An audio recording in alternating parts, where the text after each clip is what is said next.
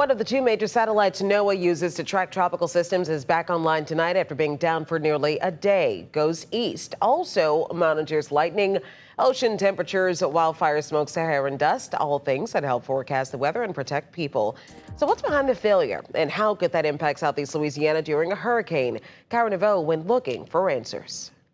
For 18 hours this week, a critical satellite 22,000 miles from Earth went offline in the middle of hurricane season. The National Oceanic and Atmospheric Administration, also known as NOAA, says the outage of satellite GOES 19, also known as GOES East, temporarily limited information used to monitor conditions. The satellite essentially just kind of had a hiccup and went into safe hold mode. And from there, it was just a matter of kind of working through the kink of, how this happened. Tyler Stansfield with the National Weather Service says the reason behind the failure is still being determined.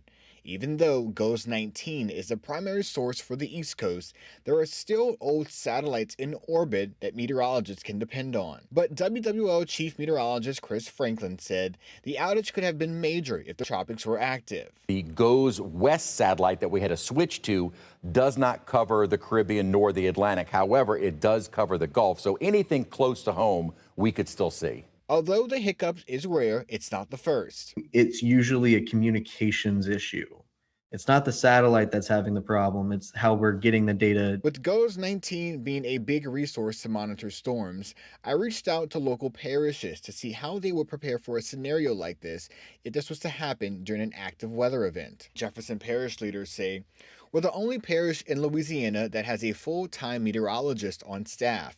In addition to NOAA, we have also other forms of weather monitoring technologies, as well as our own weather stations placed strategically throughout the parish. Meanwhile, across the lake in St. Tammany Parish, emergency preparedness leaders depend on partner agencies. They are the foundation of at least every reliable weather product that I'm aware of. And so what they produce is vital to us. Stansfield and Franklin both pointed to European models and other resources available should this ever happen again. Karen Neveau, WWL Louisiana.